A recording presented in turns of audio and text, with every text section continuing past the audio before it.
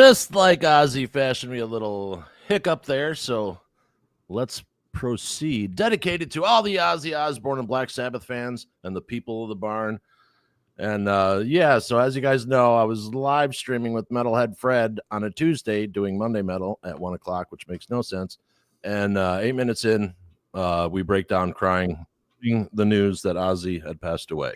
So, Fred, what's happening, man? Jason, what's going on, man? Welcome back. Good to see everybody. Yeah.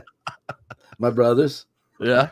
Tuesday was a little surreal for us because we never really don't do our interviews live. We usually pre-tape them, but we decided to go live Tuesday. And like Vince said, 8 minutes in, Vince is like, we can see him and he's reacting. We get the news that Ozzy passed, and we were interviewing a gentleman that was at the Back to the Beginning show, Joe, and it was just a super emotional moment for all three of us. Oh yeah. It was. Yeah. So now, it went viral, and then blah, blah, blah. And so I was like, okay, we got to do a Saturday show. Rob had said, you're going to do a tribute show. I'm like, well, we already kind of did one but because that was a total, I couldn't even speak, much like I can't now. But so I'm like, well, who would be the best person? First person I thought of was the gentleman that fronts this band as well as Calvera, and that is Mr. Jason Erb, who shows up in rock star fashion. Justin Erb. Sorry, I'm a little in rock star fashion on vacation with a guitar.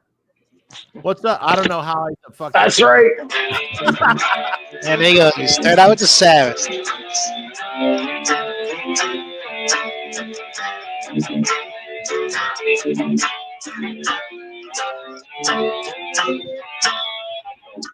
There you go. I had to bust out some Sabbath, Bloody Sabbath for Metalhead Fred's shirt. Absolutely. Hell yeah, guys. It's nice to see you guys again. It's been a while. Absolutely. It's too bad it has to be under these circumstances, but, you know, what are you going to do? All hail the mighty Ozz. And I do have it on good authority that Coors Light was Ozzy's favorite beer. So in honor of Ozzy. Silver bullets are all around, brother. And a big brother for Hulk Hogan, too. Yeah. Yeah, the Hulkster. I'm out of here, brother. Yeah. Trying to upstage Ozzy, but it didn't work. Right. Absolutely. So, Justin, where were you when you heard that Ozzy passed? I was at work because I do a lot of like torching, iron work, stuff like that, and I had these noise canceling headphones that I wear all day that like can hook up Bluetooth to my phone, like for YouTube and stuff. And I listen to stuff all day long. So I went to change the video, and a video came up that said Ozzy Ozbourne passes away at 76 or whatever. I was like, no way. So I went and checked on X or Twitter or whatever, and sure enough, it was true, man. And I just started crying like a baby. Yep. I had to take my shield off, my respirator, everything. I went and sat in my car, in my truck, and cranked up some Sabbath, Bloody Sabbath, and busted out my road beer that I usually have on the way home. I drank it right then. Yeah.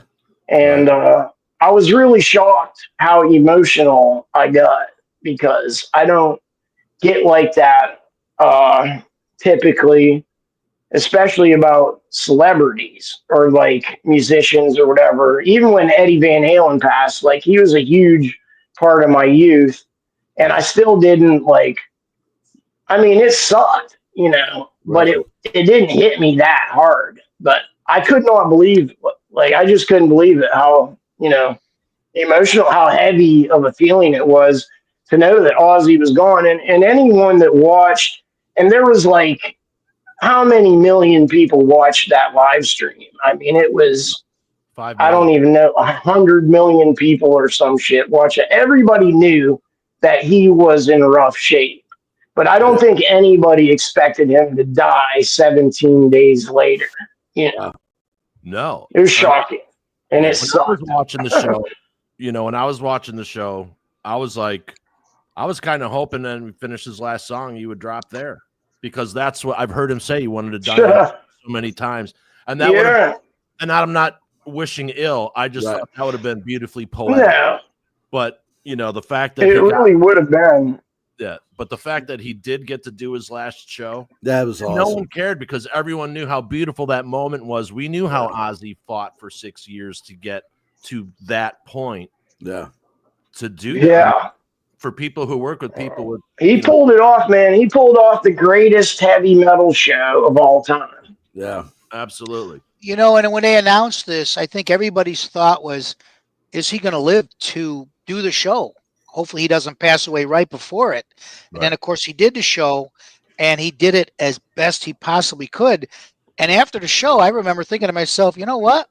Maybe he will live forever. Maybe this guy is never going to die. He accomplished what he had to do.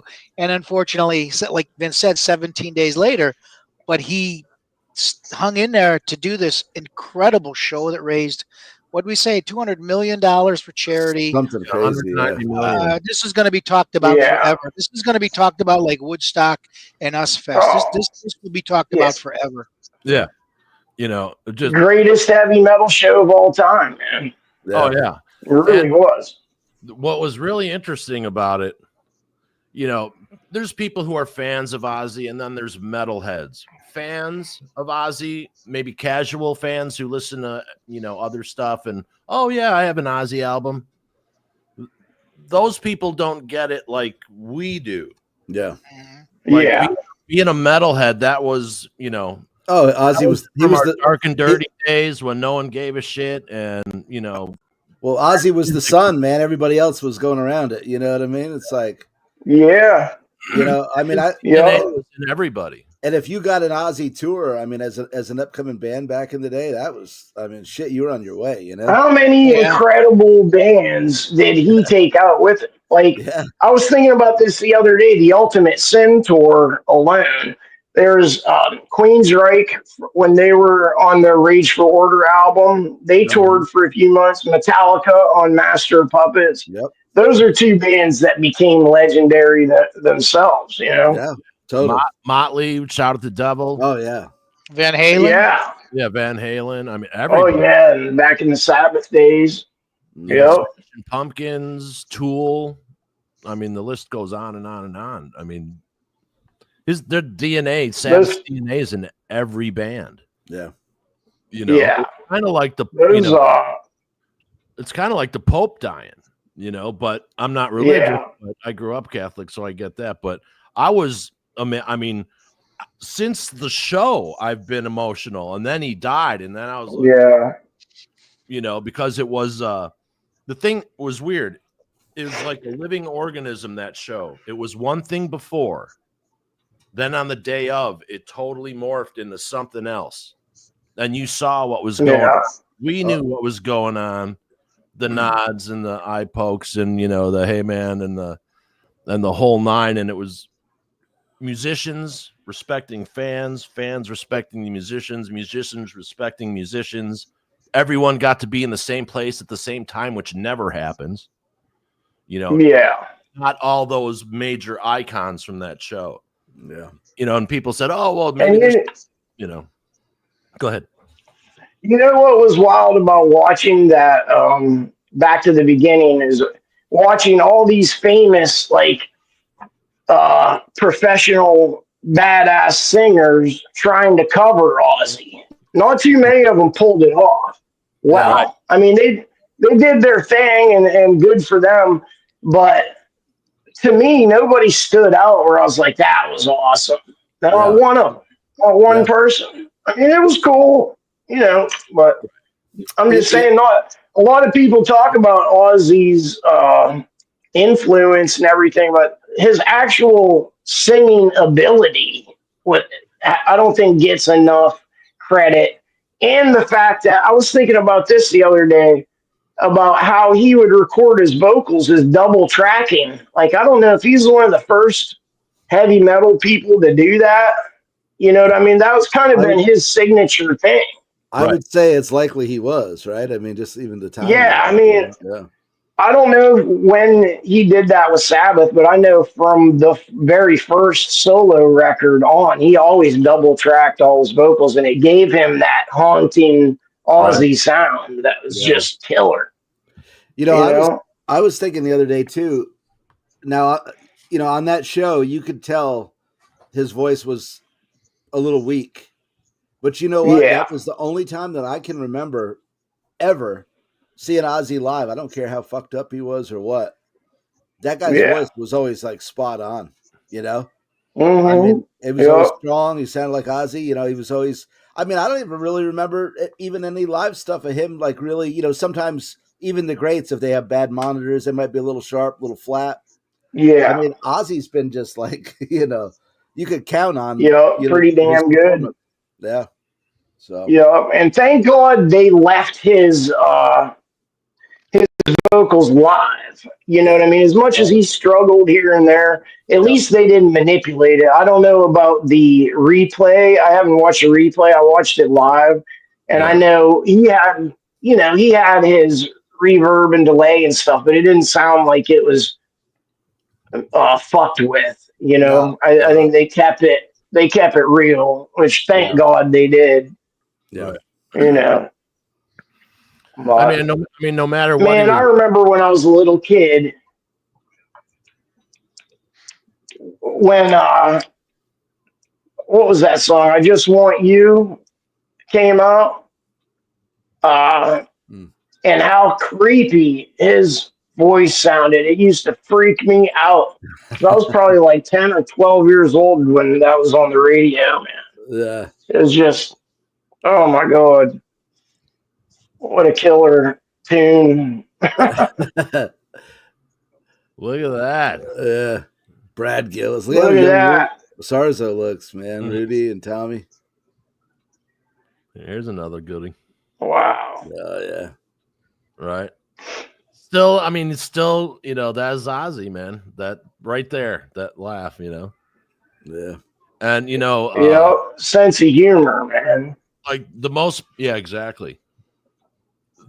The most, like, the moment that got me the most during the whole thing is when Ozzy gets on stage and he's going to do the solo stuff, and he's doing this, and you can see, he's kind of pensive, nervous, because Ozzy's always nervous before every show. That's, his thing, and plus he knows what's going on. Yeah. And he just slowly turns his head, and you see Zach walk out from the side stage like a warrior for the last battle. And I was like, it was going to be rough all the way after that.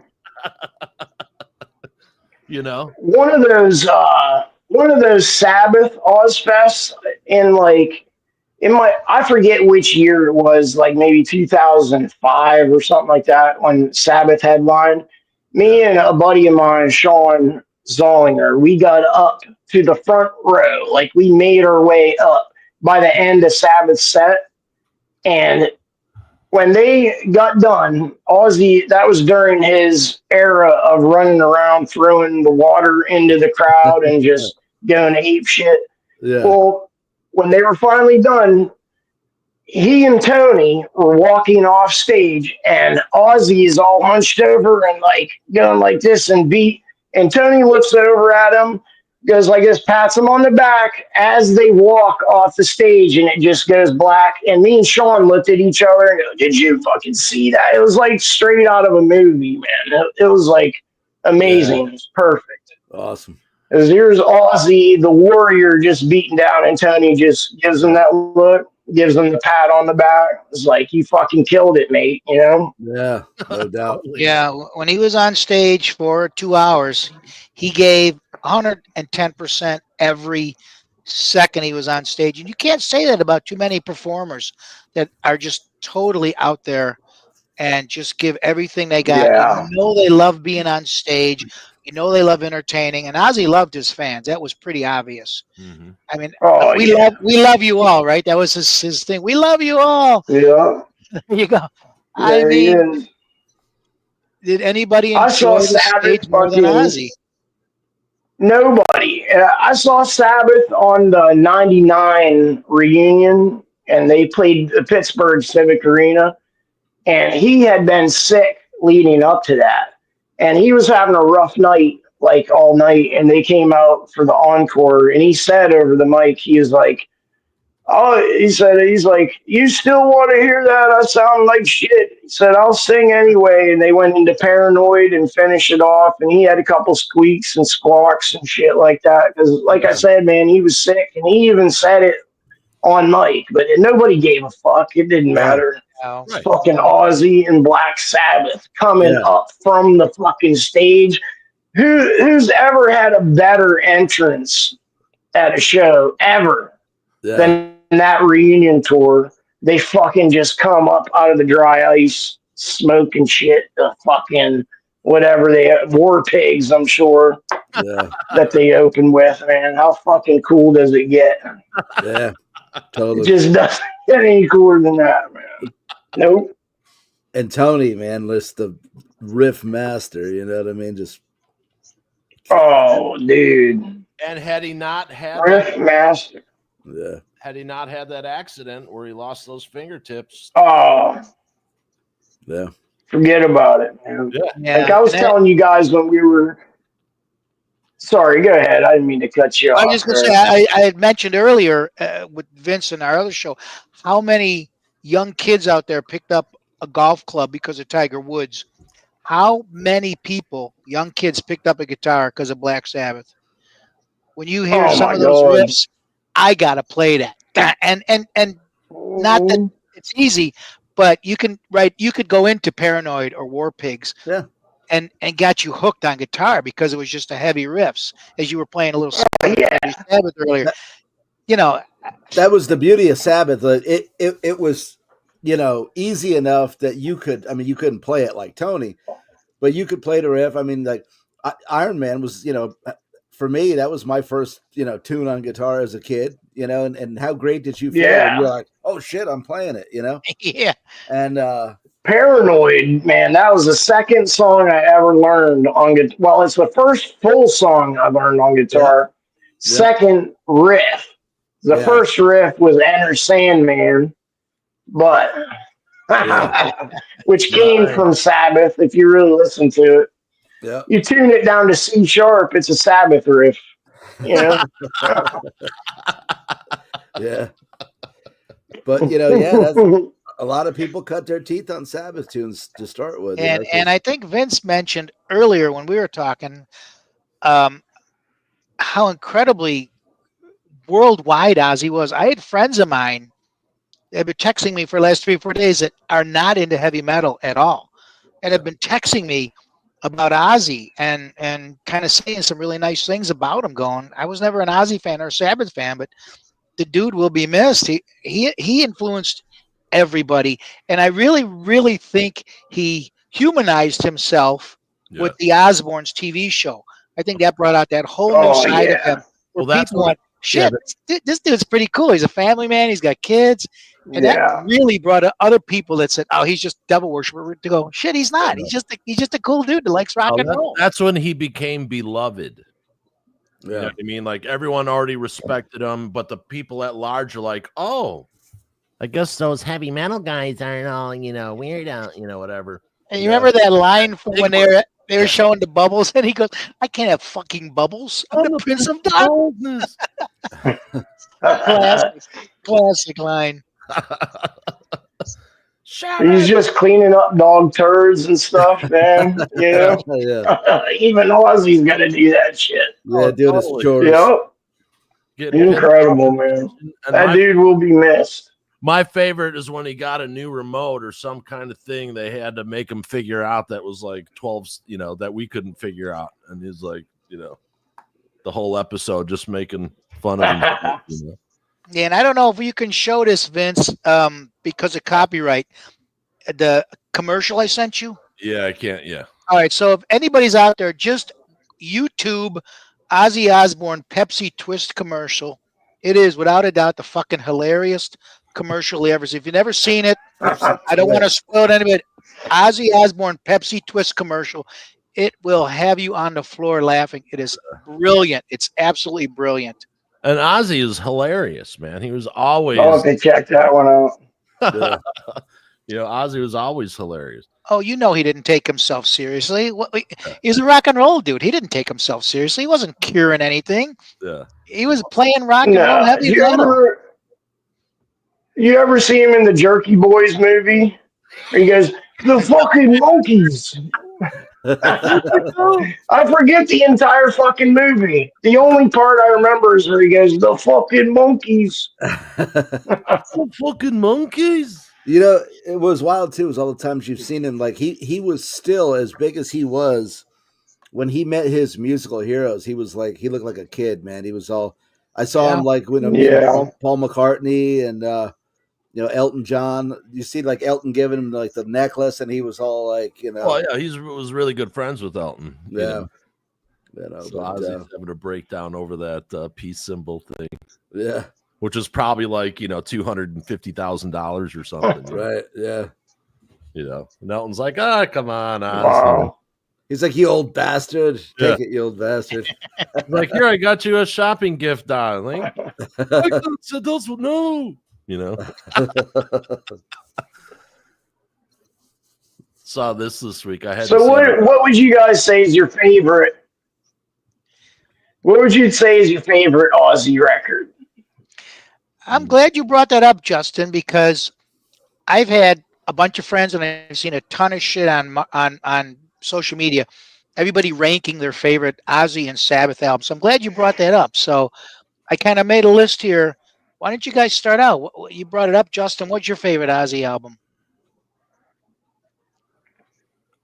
My favorite solo Ozzy is going to be it's either Diary or Blizzard. It's hard to pick between the two. It would definitely be Blizzard if I hadn't heard Crazy Train like 10 billion times. I love Diary of a Madman. That's my favorite Ozzy song is Diary of a Madman. And I used to play Believer in a band. I played bass and I used to love playing that song on bass. That's like one of my all-time favorite tunes to play. And as far as Sabbath goes, I think that's a hard one too, because any of those records you pick, you can't go wrong. But I think the last few years, I probably head towards Sabotage out of all of them. Just, I don't know why, but some of the tunes on there, like what they were going through at the time with like suing their record company and fighting with lawyers, and like that's what all those songs are all about. It's just, it kind of comes through in the music, and his voice. I mean, like he sings some shit on there that he does not, never did before or since, other than maybe on Sabbath Bloody Sabbath, like some of the notes that he's hitting on like Symptom of the Universe and shit like that. It's like, and what's that last tune, the Writ, where he goes up high? I mean, that's a killer song. And like the lyrics, I know Geezer wrote the lyrics, but like the thrill of it all, that's one of my favorite Sabbath tunes of all time. And anytime Lost Psychonaut, anytime we jam, I'm busting out that riff. You can pretty much count on it. That riff's coming out, that verse riff. That tune is just fucking badass, man. Yeah. Yes.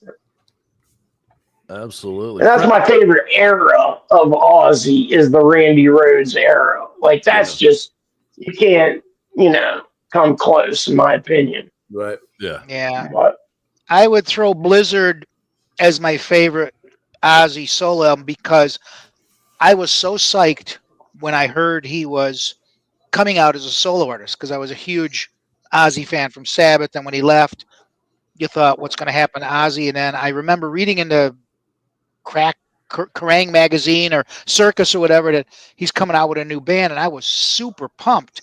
So I would say Blizzard is probably my favorite album, even though Diary is a kick-ass album and so is The Ultimate Sin.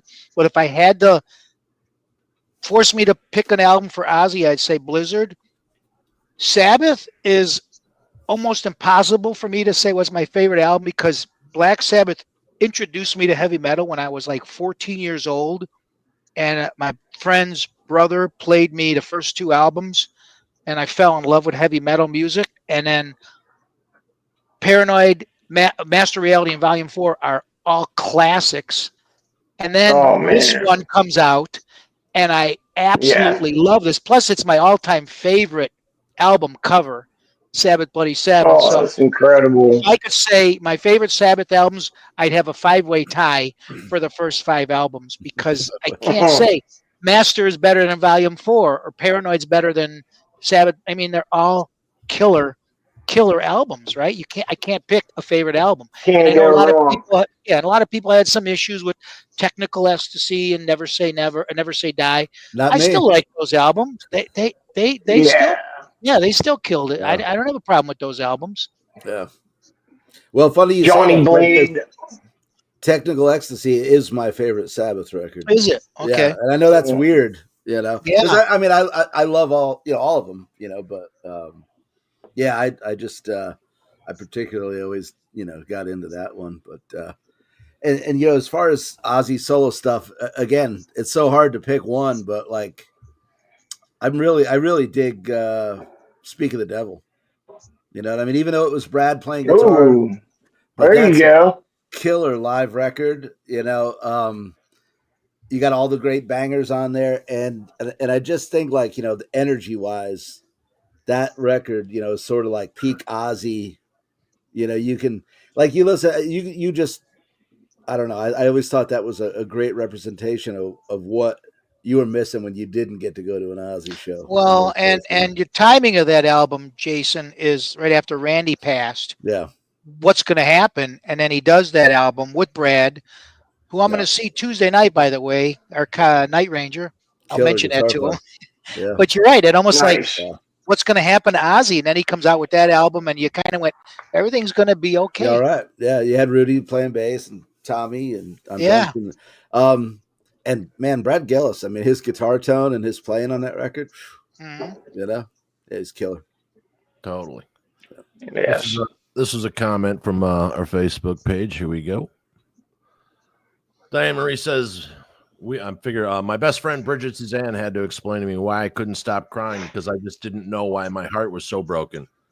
She told me Ozzy was the soundtrack of my life, and she was so right because all the memories came rushing back of things and people that shared time listening to his music. Absolutely. You know, yeah, because you felt all that, you know. Yeah.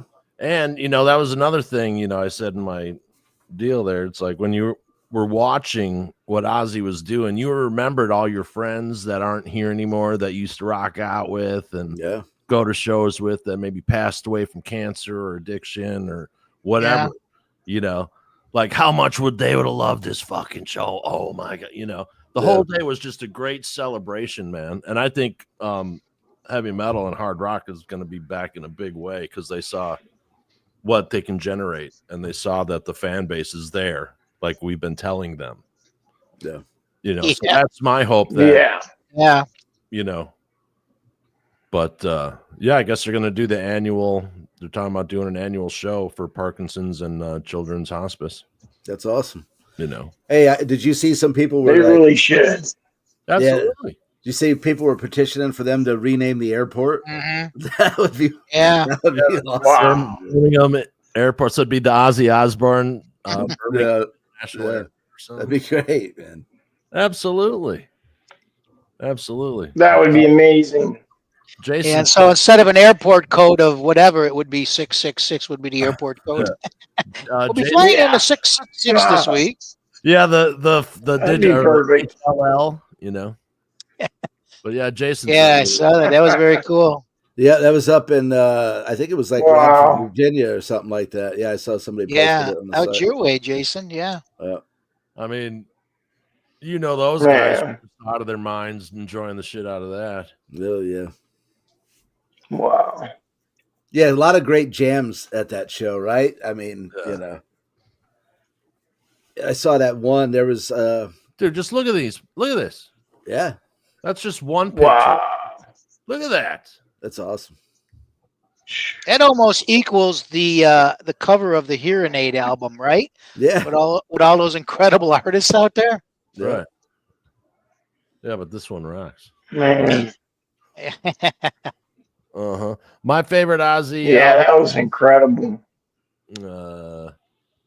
I don't know, man. I'm gonna have to go with Diary of a Madman. That's the favorite Ozzy solo, just because you know, when that came out, it was like, what is this? You know, that's when I discovered Ozzy, you know.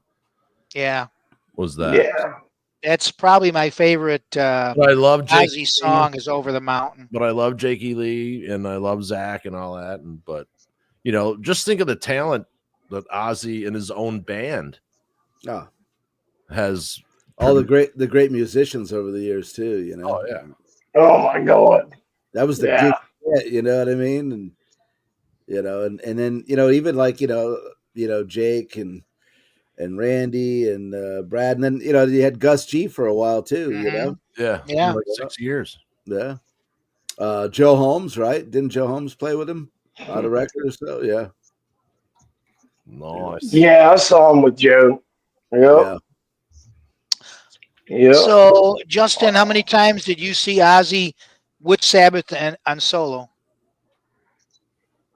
I probably saw him with Sabbath at least 3, maybe 4 times. Okay. And solo, man, I don't even know. Like all the Oz fests, I really couldn't tell you, to be honest with you. It's probably around the same ballpark. So I never missed an Oz fest for the longest time. And it's like, I'd have to go back and see which ones he headlined and which ones Sabbath headlined, you know? Yeah. I'm with you there because I saw him with Sabbath 3 or 4 times. I can't remember if it was 3 or 4, and I saw him 3 or 4 as a solo. And I remember seeing him the first time he came out as a solo artist. It probably was the amphitheater in Chicago, and then maybe it was half full. I don't even remember. And it was nothing but guys. I don't think there was a single woman in there. And he just blew the place away. And I believe, if I remember right, Motorhead was the opening band. Oh, fuck. And then when he got Quiet, was it Quiet Riot that followed him the next year? Or Def Leppard maybe. And then all of a sudden the women started coming and they realized. So I was fortunate enough to see him about 6 to 8 times, give or take, and I don't remember either, but never, ever disappointed. Never. Yeah, you always you know, knew I saw something the other day. About how, you know, how Lemmy wrote a lot of the lyrics off of No More Tears. Yeah. And Mama, I'm Coming Home, he wrote about coming home to England. I never knew that. I didn't either. When I heard it on the radio, and when you apply that to the song and listen to it again, it makes so much sense, you know. I'm glad you said that because I actually was deep diving all the stuff the other day, and even though that was like one of the more commercial tunes that I typically would pass over, I go, let me give it a listen anyway. And I was wondering about, like, you know, the basis of the lyrics and stuff. So that's really because when it was Lemmy wrote it like right when he moved to LA, and he was talking about coming home to England and how England didn't treat him the greatest in his mind. And, you know, what's that one line about? I don't care about the sunshine, talking about LA, you know, I don't care about that. I'm coming home to England. You know, it's pretty cool. When you listen to it again, put that in your mind and it'll click with you. Yeah. I can see that now. And how crazy is the fact that Ozzy and Lemmy both passed away 17 days after their final performance? Yeah. Is that right? How crazy is that? That is wild. Man, I can't even imagine hanging out with those two guys back in the 80s. That shit would have been crazy. Yeah. Right? You probably got just like an honorary tattoo or something, or a branding. Yeah. You know. Absolutely.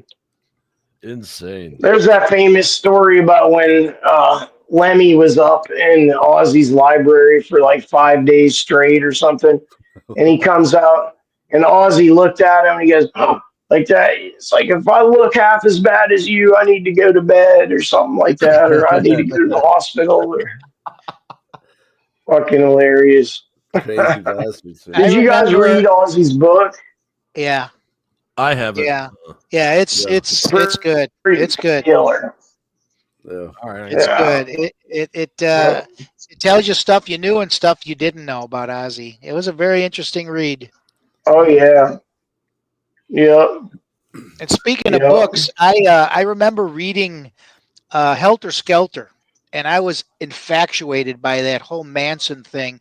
Yeah. What a psycho he was. And I remember that was one of the scariest books I ever read because it was true. And then when Ozzy did Bloodbath in Paradise, talk about bringing the book to life. Oh my God, it's raining red in California, and when Charlie and the gang, I mean, the song was like so perfect for that book. I mean, he nailed it. I don't know if you guys ever read Helter Skelter. It's a scary ass book. Yeah. Because it's true, and all that shit happened. But yeah, he nailed it. Bloodbath in Paradise, and then Miracle Man was another great one when they were giving him all that shit, right? Yeah. And then the guy gets caught with his pants down, and Ozzy writes Miracle Man. That's the best way to address a situation like that. that. Perfect song for it. Yeah. It really is. The funniest thing is getting arrested for pissing on the Alamo. That's just good. Yeah. Yeah. And didn't they do something special for him though the other day? They did a nice thing for him. Wearing a dress too. What? They did a nice thing for him at the Alamo, I thought, the other day. Yeah. They gave him props. So did the Kermit the Frog and the Muppets. Really? They had a really cool That's wild. I really thought the Cub game the other day during their seventh inning stretch, I thought they were going to play the Ozzy "Take Me Out to the Ball Game" video on the big screen, but maybe it's good they didn't because Ozzy was not quite himself there. He was just basically kind of mumbling. So maybe in respect, they didn't play it. But that was one of the funnier. Probably getting his 52 Vicodins a day. Yeah. And I mean, they showed that video the other day, and both dugouts are all looking up, going, "What the hell is he doing?" But hey, it's Ozzy. What'd you expect, right? Yeah. Dude, my favorite Ozzy interview is when he had his head shaved and he's talking to this lady.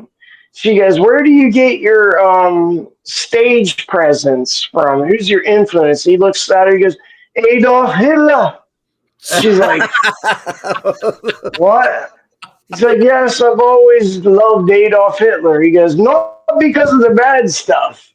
It's like, but his control over a crowd, and if you could take that and do good with it, what you could do. And that was the same interview where she asked him what he would be if he wasn't a musician, a singer. He goes, "Well, I think I'd be a burglar." She's like, "Well, what would you burgle?" He said, "Women's underpants."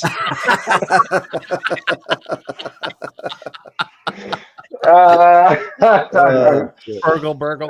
He was fucking hilarious. I saw something one time where he said he got kicked out of school for sniffing the girls' seats whenever they stood up or something like that. He was fucking great, man. He was crazy, man. Let the man. He was hilarious. Uh-huh. Yeah, and all the stories like on tour when Sharon was trying to keep him straight, and he was always like trying to like show up on other people's buses if they had some booze on there. He'd be on there like trying to sneak a couple. Yeah. Metallica was worried about getting thrown off the tour because Cliff would drink with him all the time. Because Sharon told him, "You guys can't be drinking with Ozzy," and Cliff was like, "Fuck that. I'm not going to not drink with Ozzy when he gets on our bus. There's no fucking way I'm not doing it." Yeah. And, you can't argue with that. I mean, come on. Right. Exactly. I would. Hell yeah. Are you going to tell Ozzy, no, Oz, you can't have a beer. You only fucking were the front man for Black Sabbath, but I can't, throw you a cold one. Right. You're fucking crazy. Yeah. I saw an interview with Bob Daisley where he was like saying how he was done with the grudges and everything over the bad business they had over the years, you know, Yeah. and how the good memories and everything like that were more important to him than all that old stuff. You know? So he's been a pissed off dude for like 50 years or whatever. Big time. Well, rightly so. He did kind of get a raw deal there, didn't he? You know, he did. He did. But you know, he kept going back with Ozzy. I mean, he saw something with him. He got something out of it. You know. Oh, for sure. He might not have got a ton of money, but you know, he wrote some killer songs that'll last forever. Absolutely. And that's worth more than fucking money anyway. Yeah. Absolutely. Yeah. And then the reality show was totally fun. And then comes back with Ozfest. And then, dude, the injuries that he had. Now, I heard this all started with Hulk Hogan, too, with a neck surgery. You know, I mean, he flipped that ATV back in the day. It just about fucking killed him back in like the early 2000s or whenever that was. Yeah. It's lucky he didn't check out back then, you know? Yeah. Totally. And then when he had, you know, but then I think they went to fix that, and that's what fucked him up this last time around. Yeah, because he fell, and then boom, basically it stayed bent, so he was, you know, his rod bent. So, man, yeah, so like, holy crap, the amount of pain he must have been in was just amazing, you know. Yeah, but I can't imagine. Yeah, and you know, I'm so glad he got to have his last show. Yeah, like he wanted. You know what I mean? Yeah, that would have been a bummer, man, if he didn't make it to the, you know. Right. Yeah. You know, it's basically like Ozzy attended his funeral and he got to perform for us before he got in the limo. You know? Yeah. And you know, how legendary is that? Right. Yeah. And you know, nobody else did that. Right. You know? And you know, every artist, Zeppelin or Hendrix. Every artist that was asked to perform at that show, I guarantee you, didn't hesitate. Went, yes, I'll be there.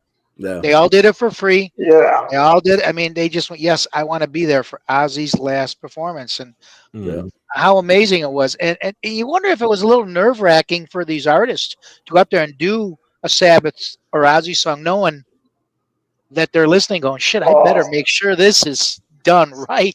I can't let Ozzy or Sabbath down, right? I mean, I said most of the performances, and I think what you're saying, Justin, I don't know if anybody did a phenomenal job. I don't think anybody did a bad job. I really personally thought Lizzie Hale was fantastic with her two songs. Yeah. She did great. And Metallica Can Do No Wrong in my eyes. And we were talking earlier. Did great with Electric Funeral.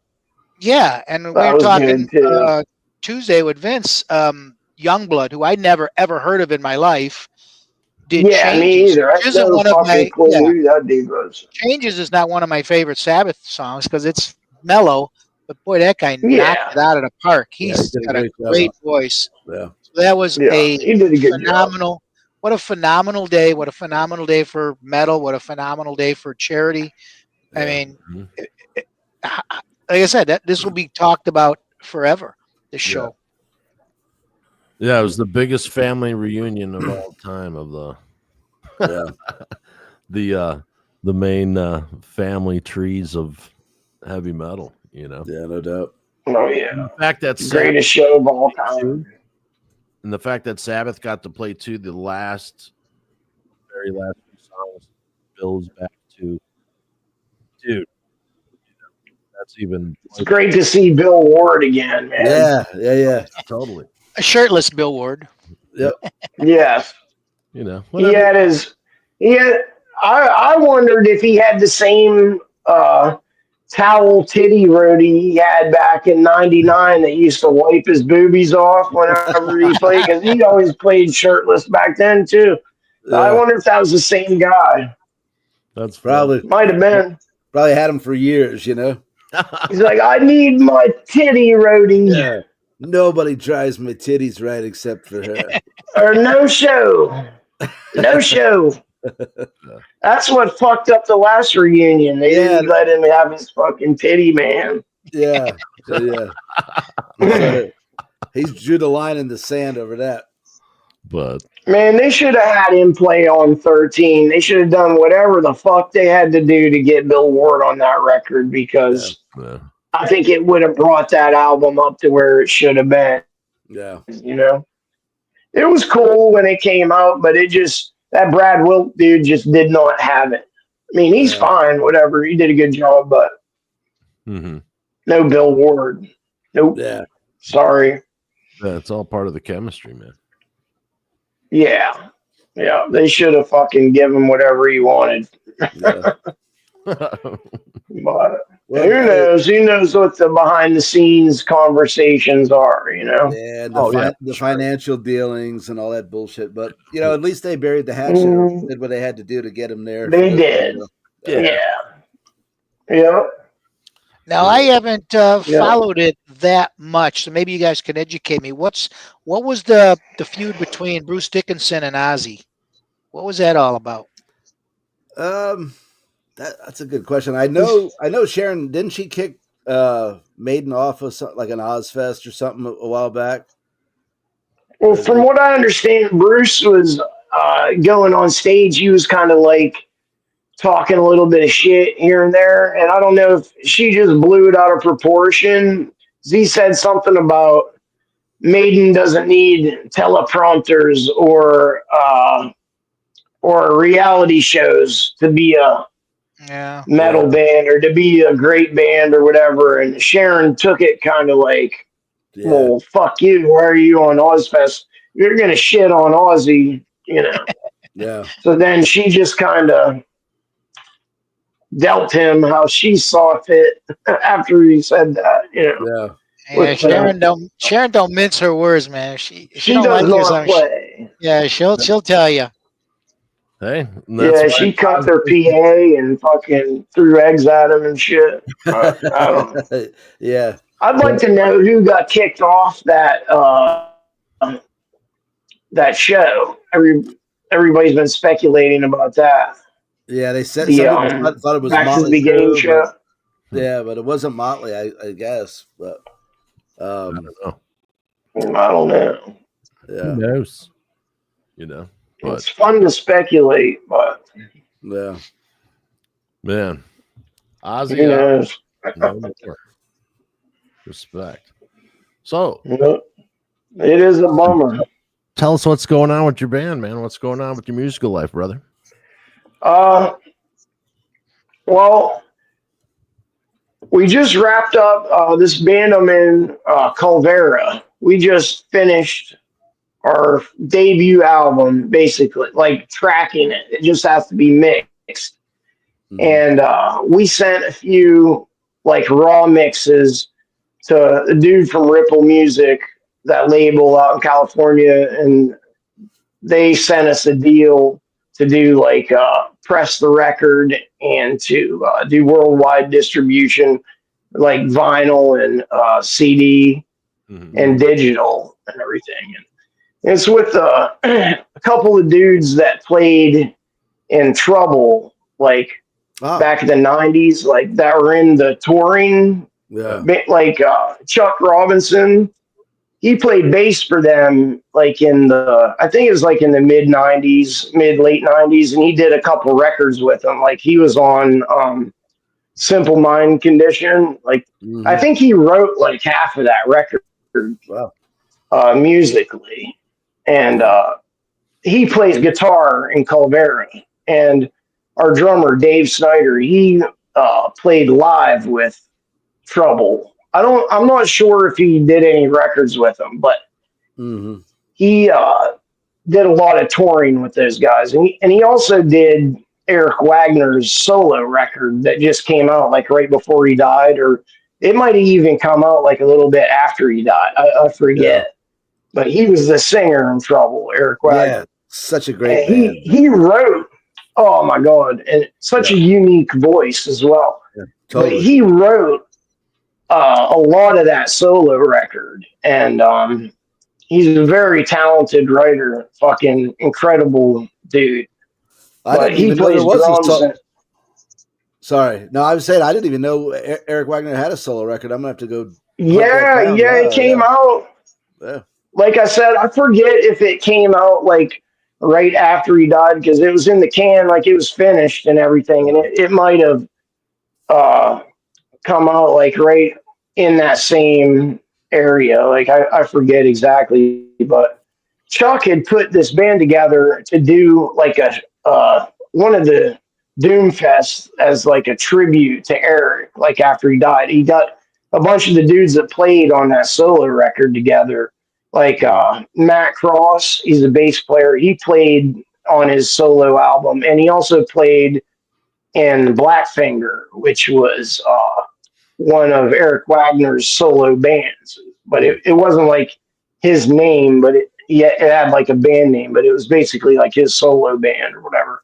Yeah. And so Chuck got all these dudes together to do a couple shows to play old Trouble tunes and to play Eric's solo stuff, like the Blackfinger and the solo records and stuff. And they had another singer, Butch Balick. He jammed in Argus, and he did that Arduini Balick album. The dude that played in Fate's Warning, the original guitar player, they did a record. It's fucking incredible. Butch is fucking amazing. His voice is just awesome. And he sang. He's the original singer in Caldera. And they started writing songs. Like they wrote one or two songs together, and Butch wasn't like feeling it anymore as far as like writing music and stuff. He was just, I don't know, sometimes he's got such a discography and so many songs he's written. He just kind of was feeling burned out on it, I guess. And so he left the band, and I'd known Chuck for a long time. Like we're kind of from the same area and know a lot of the same people. And like he did the album art for the Lost Psychonaut record. Like he did the layout and design, and his wife did the photography that's in it. Wow. Like, and so we've been tight for a long time, and he kind of threw it out there. He's like, man, would you be interested in checking these songs out that we were working on with Butch?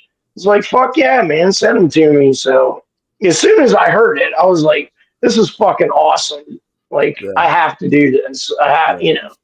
So then I just jumped into it, man. And it's been a little over a year, I think, that we've been jamming together. And we have like 8 or 9 songs recorded, along with the mountain song "Blood of the Sun," which I think I sent you guys that tune, like the rough mix of it.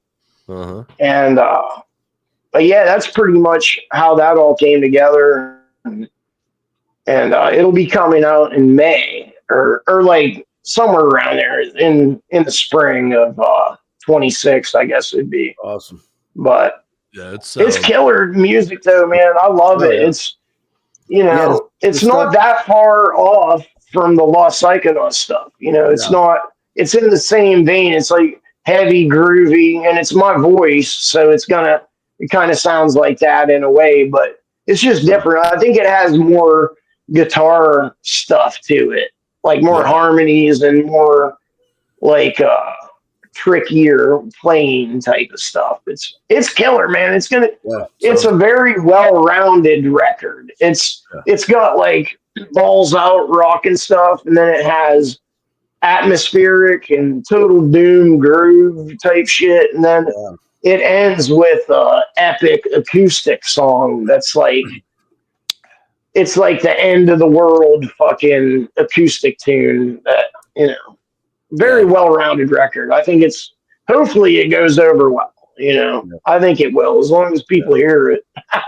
That's well, you make sure you send us a copy. I will get a review for you on the website I write for. And I'm sure I'll get one for sure. Yeah. Mm-hmm. And are you going to follow up any of this with a tour with either band? We'll see what happens. I mean, we're definitely open to it. Those dudes from Caldera, I mean, they're all fucking lifers. I mean, they're fucking here to jam and to play music. You know what I mean? And I don't see any of those guys shying away from touring at all. Yeah. I mean, it just has to make sense for us to do, but we'll see. Vince, we got to put together that first creativity talking fest with all these bands we've had on. We got some killer bands on. We'd have a killer fest with all these bands. That label that we're signed to, they do a Ripple Fest in Texas every year. They do one in Europe as well. So hopefully we can, get on that. Get to play one of those. Yeah. Especially in Europe. That'd be cool to go over there and fucking tear up another country for a while. Yeah. So what's going on with Jason? Before we get into that, I got to tell you, the last time I was on the show, I swore to you I would send you a record. And I completely fucking forgot about it. But that's all right. See that? Oh, I probably shouldn't put your address up, but since I'm also in South Carolina, I'm gonna drop that fucker in the mail on Monday, so you'll get it. Yeah. And I got you a T-shirt too. Don't put his address. You're an XL, so I got your shirt, but don't put his address up there. He's got enough stalkers already. Yeah, that's what I'm afraid of. Enough crazy chicks after him. Yeah. Hey, I appreciate it, man. Seriously. You got it, man. You got it. Yeah. So Lost Psychonaut. We have 3 new songs written. Like, we want to go in and we're going to try to do like an EP or something by the end of the year. I don't know if we'll make that. We kind of made our own little deadline, but we got 3 new songs that are fucking killer, and they're all totally different from each other. And we thought about recording those and a couple cover tunes and putting like a 5-song EP out just to have something out soon. We'll see what happens, but yeah. So if you haven't checked out Lost Psychonaut, grab it now. Check them out. Physical copies. Buy physical. Yeah, you'll get it. I still have some records left. I want to sell out of those fucking things, man. Go buy them. Give me money. Absolutely. Fun. So give me some loot. Give me the loot. Give me the loot. Right. Absolutely. So thank you so much for doing this while you're on vacation and giving respect to Ozzy. That's awesome. Yeah, man. Totally absolutely. I'm so glad you guys asked me to come on, man. I haven't seen you in, I think it's been close to a year or so, maybe a year. Yeah. So, it's nice to talk to you. I'll come on anytime. I always have fun with you guys. Yeah. It sucks it had to be about Ozzy dying, but hey, but, what are you going to do, Exactly. He's like a family member to me. I don't know. It's he's everyone's uncle, man. Like an uncle or something. It's crazy. Absolutely. Everybody's heavy metal uncle. That's it. And the people that I've been talking to, I've been checking on still over Ozzy is still pretty, the impact that he had on people was fantastic. I mean, when they say one person can change the world, they're lying. Right. Yeah. Look at Ozzy. Yeah. It's the truth with that guy, man. Yeah. And a good absolutely family, But respect to the Ozbourne family, I hope everyone gives them their space. Oh yeah. But absolutely. Jason, where were you when you found out that Ozzy died? Yeah, I was sitting at a loading dock, man, getting ready to unload the truck, getting ready to unload. And my brother hit me up and told me, and then I clicked over and I saw you had told me as well, and I was just like, shit. Right. Yeah. So, I just put a bunch of Ozzy stuff on the radio after that, and just you've been cranking it for a few days, Yeah. Diving deep into a lot of the old Sabbath stuff I haven't listened to in a while, and it's like Gen X's JFK moment, Right. For real. I mean, that level. I mean, it's that. Yeah. It is that ground rattling. But Yeah. right on. All right, we're gonna wrap it up here. So Justin can get back to vacation. Thank you again, man. Yeah, man. Oh yeah. Get some more vacay beers. Absolutely. When you got something coming out, of course, always come on. But Always. also, I Oh yeah. want you to come on for Absolutely. scary Anytime movie. you guys want Everyone do to scary movie night. for sure. Oh yeah. I love horror. Horror. I love it, man. I love that. I raise my children the way I see fit. Now do what you gotta do, go. That's from Amityville 2, The Possession. I just had to rip off Phil a little bit. You ever see the Necrophagia home video? You know what that is? Necrophagia. Remember, it's only a movie. Sorry. I apologize for my blasphemous lips. What are you drinking? What are you drinking there, Justin? What's your drink of choice right now? What is that? Coors Light, man. Oh, you're doing I the think same V thing? called them. Oh, I didn't know that. Musicians drinking water. It's V Ozzy- called them it's musicians' Ozzy's favorite. water. Yeah. Yeah, he gets yeah. Give me a water, give me a Coors Light, same thing. Mm-hmm. I can drink them all day and pass the sobriety test. That's why I love it. There you go. Right on. I used to drink all the good beers and shit, but Yeah. I don't know. I guess I'm just old and like me some Coors Light these days. I don't know what it is, but Yeah. No worries. All right, I think brother. it's because it reminds me of being a kid when I used to work with my older brother. He'd fucking get me hammered on Coors Light when I was like 12. So That's what my old man drank too. the Yeah. throwback. It's nostalgic. Yeah, go up in that attic and get all the garbage out of it. I'll give you a quarter. All right, man. Hell yeah. Thank you for coming on. Love you, brother. All right. All right. Thank you, brother. Love you guys. Take care, man. Love you guys. Later. Right. And Nice to see you. You too, nice bro. to see you as always, and we'll have you on soon, man. I'll PM you. And he loved us so. We're out. Ozzy. That's a great shot. That is a great shot. All right. Look at that. Look Wow. how happy he is, man. He is. Look at that smile on his face. Fuck yeah, dude. Wow. Rest in Oh, peace. What a Ozzy. legend. Absolutely, man. What a legend. There'll never be another one like him. Nope. No, that's for sure. All right. Thank you guys for joining with us. Thank you, commenters. We'll see you next time. And support local music. Go see local music. But most of all, Yeah, man. Keep listening. There you go. See you, sunshine. We'll see you next time, fellas.